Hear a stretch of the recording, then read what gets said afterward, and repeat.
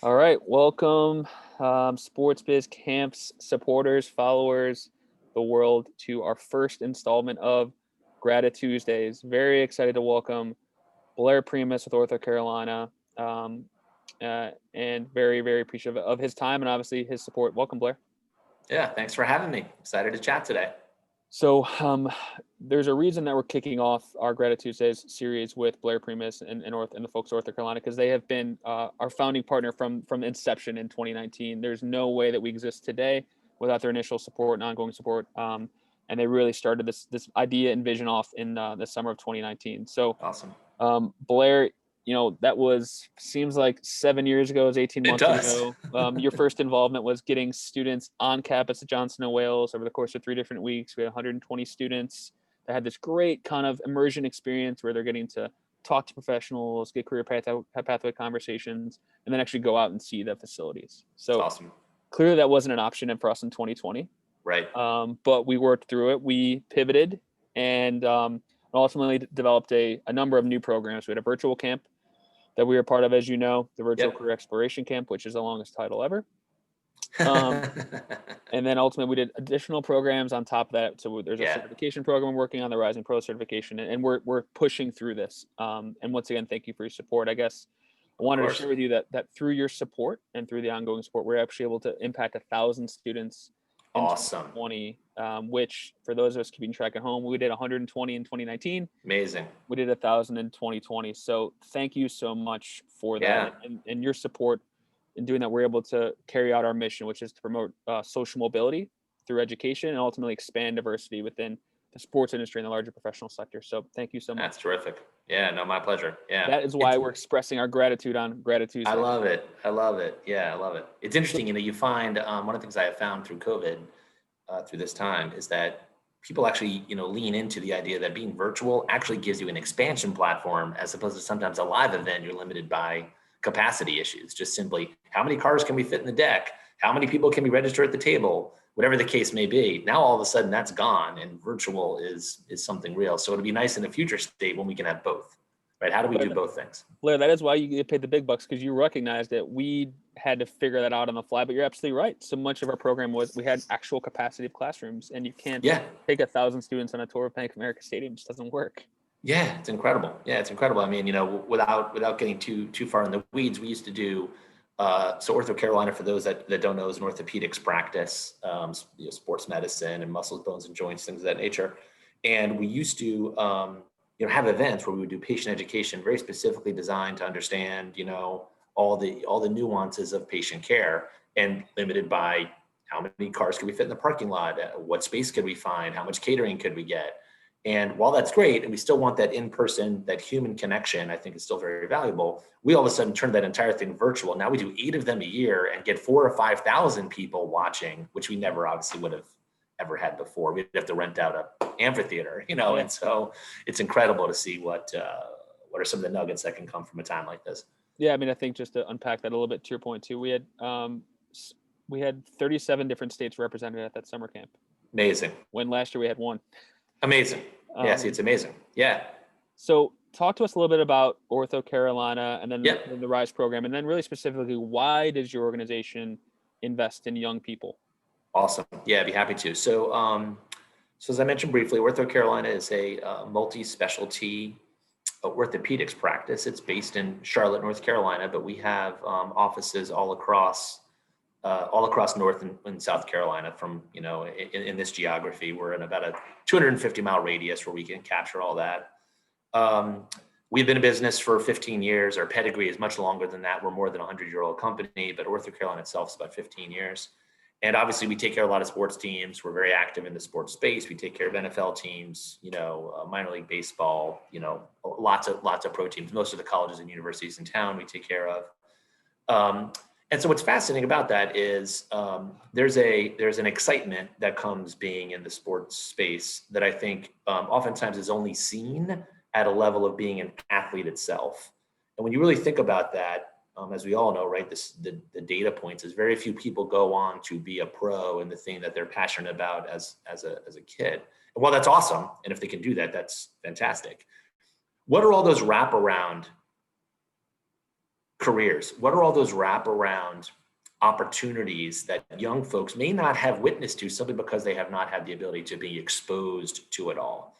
If you think of businesses that have found a gap when they look backwards, for example, one of the things that's very popular now is for kids to not be, well, I think we've learned that kids are not as, or children or students are not as financially literate going into adulthood as they should be. So lots of industry has developed around making students more financially literate earlier in their schooling and in their school career.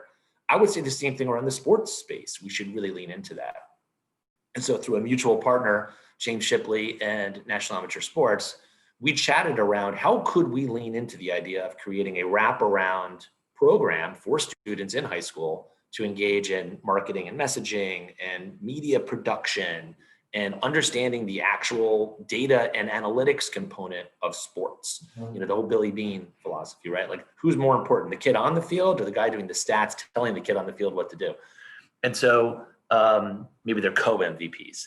And so I think, we try to sit down with them and say, okay, how do we do this and do it in a big way? We piloted it at a couple of schools, and now we have a full-fledged program in every single CMS with Charlotte Mecklenburg school in our area, as well as some other schools throughout other districts, that essentially allows for students to take a course in one of 3 areas throughout their school year, media and production, data and analytics, and marketing, and helps them think about, okay, I'm interested in sports. I have a passion for sports. I like the sexiness of being around sports medicine, sports business, the industry of sports.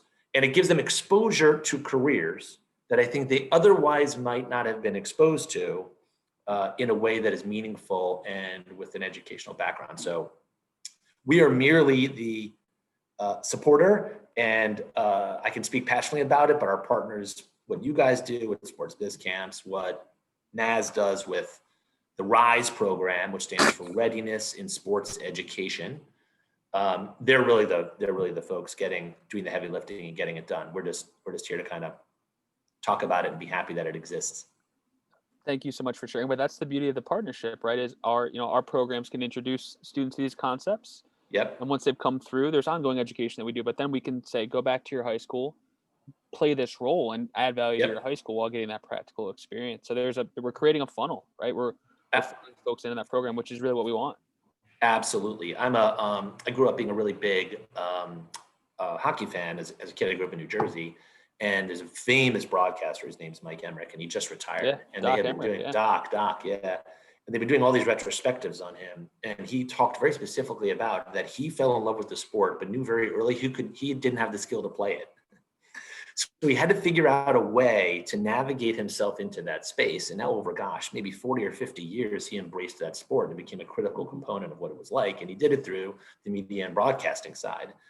And I think unless you have people that have that innate born passion to find a way to do that, which is sometimes rare, what could we do as a community to expose students to more of those opportunities by simply exposing them to more of those opportunities? And I think oftentimes they just get passed by. So it's been great. It's been a great partnership between ourselves, yourselves, NAS, and what we've done. And I'm excited to see the long-term benefits from it. Thanks so much, Blair, once again. I think kind of 2 follow-up questions and along the lines of this GratiTuesday series. Why does OrthoCarolina think it's so important to give back to their local communities? Yeah, great question. So very simply, we want to give back to the communities in which we see patients. And the reason why we want to do that is not as fancy as one might think it is. And I oftentimes will say this to folks, and I wonder why every company doesn't have this vision. But in the communities we're a part of, we want those communities to be cooler tomorrow, more friendly to newcomers tomorrow, have better services tomorrow than they did yesterday. If our business is to improve the communities that we're a part of, and those communities get stronger and grow, ideally, if people are moving here at the rate at which they are, I want them to stay. And people that decide to be somewhere else, I want to be attractive to them to move here. And if we grow our constituency, if the populations of our communities and our neighborhoods and our cities continue to grow. That's good for every business. Mm-hmm. Now, I know it may mean more traffic and a few of these other things that we deal with nowadays, but the reality is, at the end of the day, don't we want all of our communities to be strong and healthy? So if it means that we can spend some time, creating a sports education program in high schools to make those high schools more attractive, why wouldn't we do that? If it means we put on a 5 or a 10K to donate money to charity, why wouldn't we do that? If it means that we can celebrate a walk in neighborhoods that highlight our greenways, why wouldn't we do that? Why wouldn't we sponsor TEDx Charlotte, which brings some of the best people in town with some of the greatest ideas? And those 4 things, we do all of those. We sponsor all of those. I didn't just pull them out of the air. That was out of my playbook. And on and on and on and on. And in my 11 years and change at OrthoCarolina, that has been one of the foundational missions of our marketing strategy, which is community integration. And those words are very specifically chosen. It's not community partnership. It's not community sponsorship. It's integration. We want to be a fabric of the communities that our physicians and our physical therapy departments are a part of, because we feel like a stronger, more robust community is good for all communities. And it's good for all businesses too. So long-winded answer, but there's the core. Great answer. And we're going to get personal to close out here.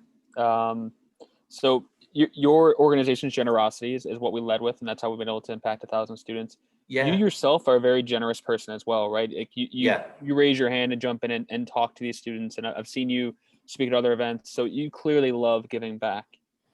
A lot of generosity is grounded in gratefulness, right? So yeah. My question to you, Blair, is what are you thankful for on GratiTuesday, and how does that drive your commitment to being so generous? Yeah, what a great question, Patrick. I appreciate it. So I get my energy from being a part of conversations like the 3 of us are having now. And, very valuable lesson I learned a long time ago is know what you're really good at, and what you're not good at, go find someone who is and hang out with them. And I like to figure out ways to learn from more people as often as I possibly can. So I lean into ideas around, I encourage even my team members and my colleagues and my friends and my family to try to be as part of as many things as you possibly can without overwhelming yourself, but do it so in a way so you can learn and educate. Because the next Zoom call I'm on, or the next meeting I attend, I want to learn something from today that I can impart then. And I think that's why I do it. I want to be able to be a bridge between multiple disparate industries, segments, organizations, whether it's a healthcare conversation or a education conversation or a marketing conversation or a communications or a nonprofit or whatever the case may be. I want all those things to blend together so that the folks that I can chat with maybe can take just a bit of what it is that I have to offer and use it in some way. And what I'm grateful for is what I get back from it. What I get back from it is the energy I need to keep doing it, is the drive to want to continue to share and socialize some of the insight that I may have gathered over a 20-year career, in marketing and communications. So there it is for me. And I'm thrilled to join you guys today. And, while part of me wishes we were together live, I do certainly like to embrace the idea that we can still get it done with 3 squares on a computer screen. We're pushing through.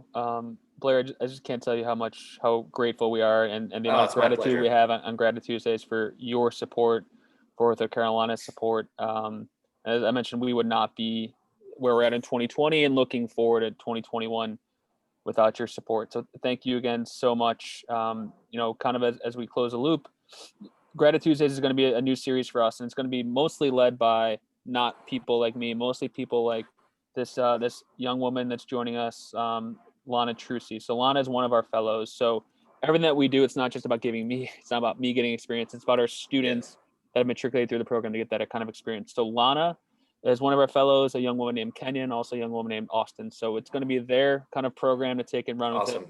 Always saying thank you. I think one thing to kind of crystallize, those 1,000 students that we impacted this year, not a single one spent a single dollar because of the generous support of individuals donating their time like Blair, organizations like OrthoCarolina donating their dollars, and even individual donors doing that. So that's really, great. really thankful. GratiTuesdays is going to be a thing now. Hopefully we can get that hashtag trending. And then in closing, since Blair asked the question, I think I'm grateful for Lana and our fellows and the amazing young people that, to your point, Blair, give me energy on a daily basis, that give us all hope and promise, because they're so curious, they're so hungry, and young people now, I think more than ever, want to help other people, which I think is really amazing too. I Sometimes agree too.